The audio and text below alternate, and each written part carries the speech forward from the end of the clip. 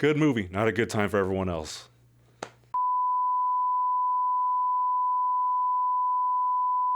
Hey everyone, my name is Tony, and this is another horrible movie review. Oh, brother, this guy stinks! And I mean it. Horrible. Okay, so I just watched 28 Years Later, the sequel to 28 Weeks Later, 28 Days Later, you know, the horror outbreak movies, not zombie movies. Don't you dare say zombie, not zombie. Don't you dare. So I just recently watched this movie, and I have some thoughts, just rattling around, empty up there, all alone. This movie, right off the bat, I'll say it, is good. It's good. I don't think it's great, unless it is. I don't know where to put my finger on this movie. Okay, look. I've seen 28 Days Later. I've seen 28 Weeks Later. I don't remember them. It was so long ago. I'm an old man. I get it. I lose my memory fast. I'm losing my hearing. I'm losing my eyesight. Kids need to stay off my lawn. Give me Ovaltine. Give me Ovaltine. Look, anyways, I don't remember the movies. And you know, maybe to fans of this franchise, it is an amazing movie. That could be it, that I have to go back and watch the first two. Although I don't think this movie has anything to do with the first two. You know, there is a lot of good in these movies.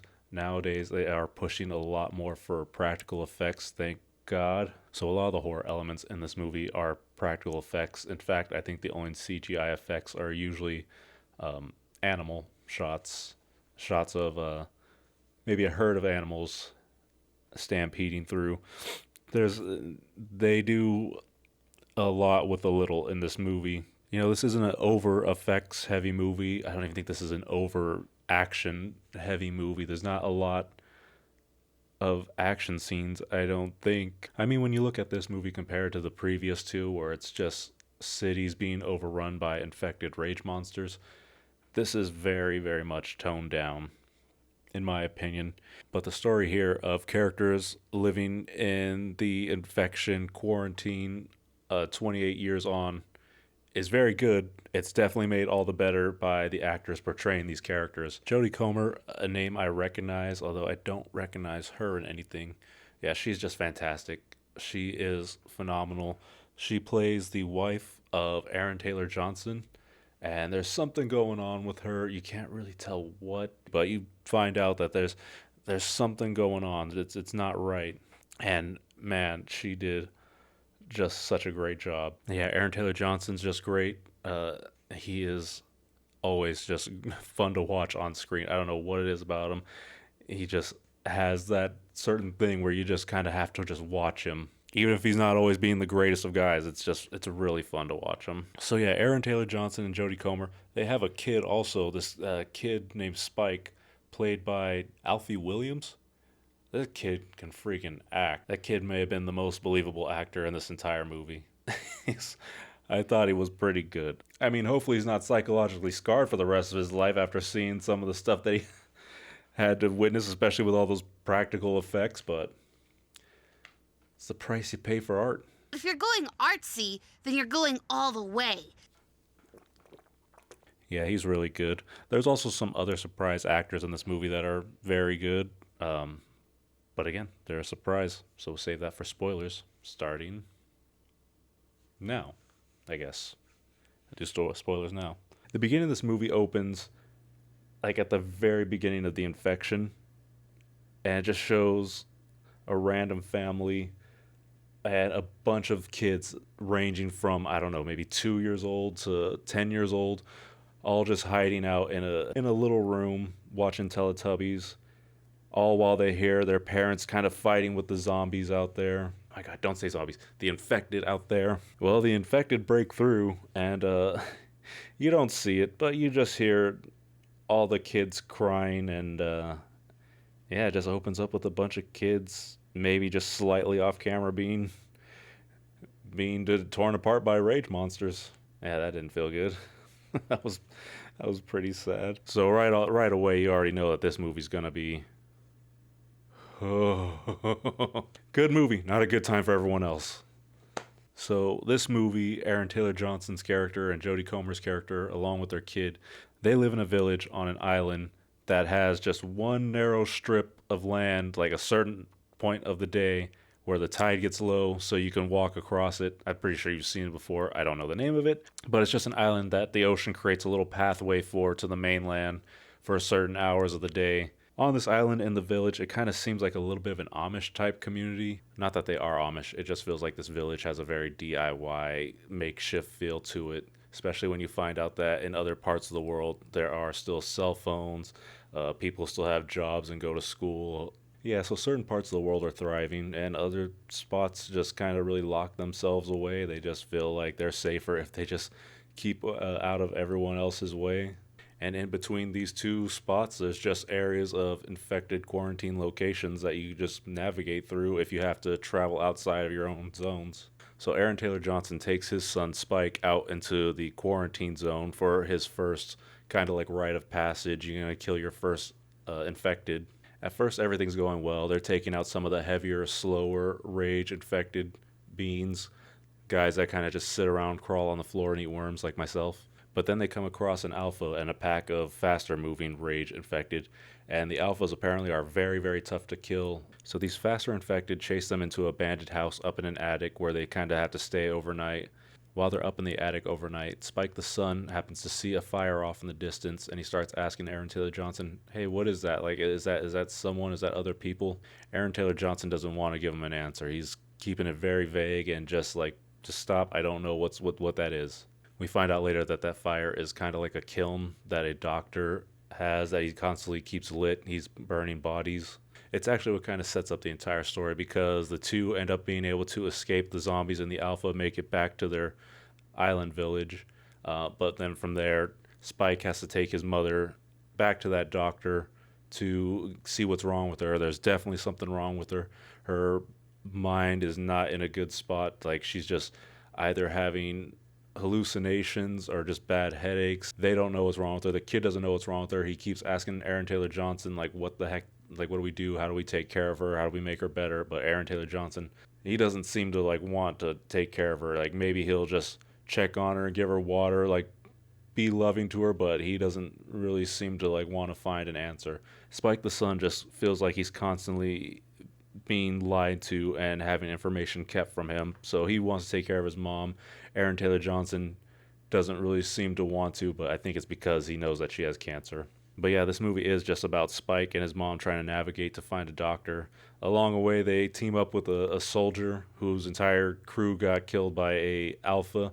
This alpha really loves doing the predator, ripping people's heads off with the spine attached. There's a lot of that in this movie, of heads being ripped off with the spine attached, and it's all practical. Eventually, the soldier that even teams up with Spike and mom also gets his head with the spine ripped off. After they find a pregnant infected woman, the mom helps the pregnant infected woman give birth. She's too much in pain from labor to attack, so the mom kind of just stands back a little bit, helps give birth, and then the the soldier guy just lays waste to the infected woman. They also say that the baby isn't infected, so I guess if these things are able to breed, their babies come out uninfected.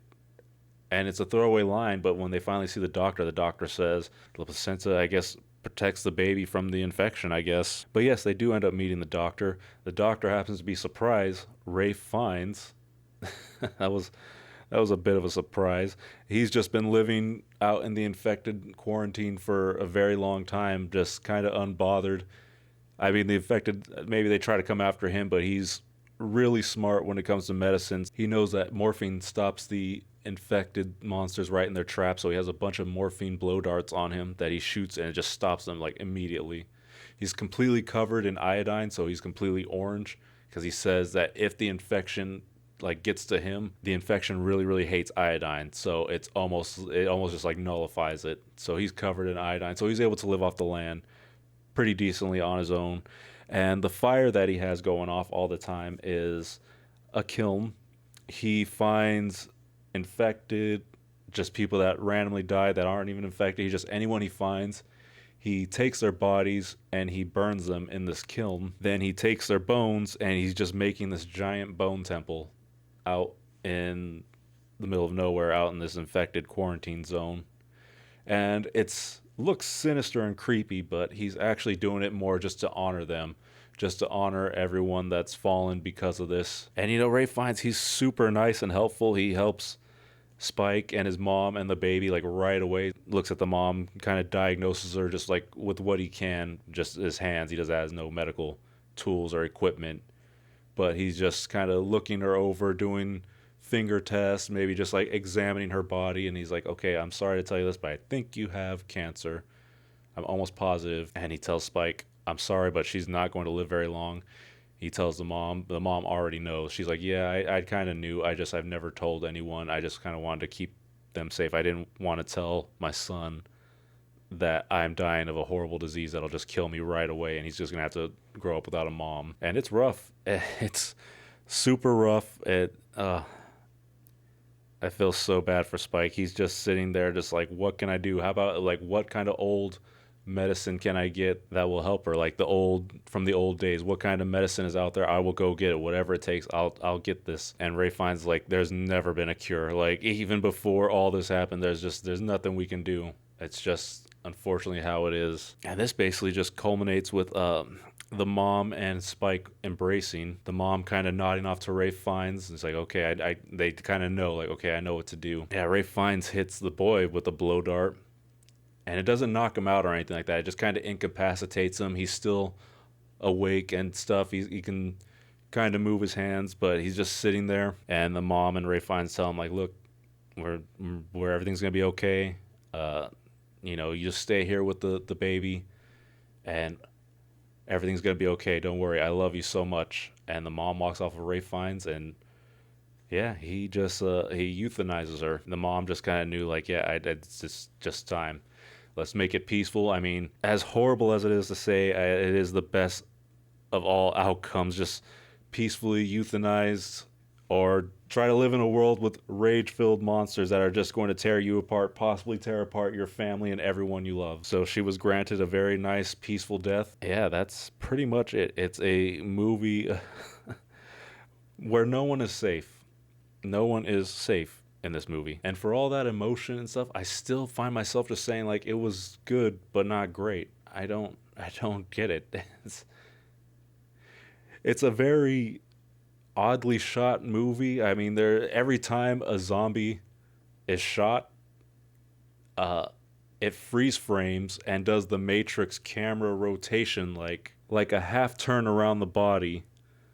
And I don't get why it does that, and that's why I'm starting to think, like, maybe they did that in the previous movies and I just don't remember. There's definitely lots of shots where anytime someone fires an arrow, maybe they show clips from like old King Arthur movies, or just like random clips of people shooting arrows, or if someone's like walking, they show groups of like armies marching. It is just really just clips of moments sporadically placed into what's going on in the movie. It's a little bit like a YouTube video, but it's done in such a way that it's kind of supposed to, it's meant to be more unsettling. Everything about this movie is meant to be a little bit more unsettling. The music a lot of times is way all over the place, and it's meant to just be like, why does that sound like that? It sounds so weird. And everything in this movie is meant to feel out of place, off step, unsettling. There's also at the very, very end of this movie, Spike goes off by his own lonesome out into the infected quarantine zone by himself. He's going to kind of just live off the land. He basically just going to become tough, self-sufficient on his own. There is a gang of Jimmies. Everyone just named Jimmy. They're all named after one person named Jimmy. And Jimmy is a kid that was able to make it out of the very beginning. When all the kids were slaughtered at the very beginning of the movie, one kid made it out, a little like 10-year-old, and I guess he created this group of Jimmies. So Spike, he ends up coming across them, and the 10-year-old that made it out, the main Jimmy, he's played by Jack O'Connell. I didn't recognize him at first. I had to look it up. But it's Jack O'Connell all dressed out. He's all blinged out in a tracksuit. They all are. I don't get it. It's super weird. They're all tracksuited, blinged out, parkouring ninja like 90s. It was like watching a Power Rangers episode. They were just doing flips and killing a bunch of zombies. It was super weird, but it was super funny and kind of fun to watch. But yeah, Jack O'Connell, the guy that played the demon vampire in Sinners, he was in this, and that was kind of cool. I think this is supposed to be setting up the next 28 Days Later, which I don't even 28 years later, the Bone Temple. Yeah, the Bone Temple is. So it's gonna take place at that Bone Temple area. That's cool. I am excited to see that. I am gonna go back and watch this stuff. Oh cool, Aaron Taylor Johnson's gonna be in this one, and Cillian Murphy. Cool. I'm gonna have to go back and watch those previous ones now, because I need to catch up on whatever happened to Cillian Murphy's character. Anyways, that's it for this review. This is weird. This was interesting, good and odd, ruthless, all the beats you want from a movie. Something's missing. I'm gonna go find out what that is.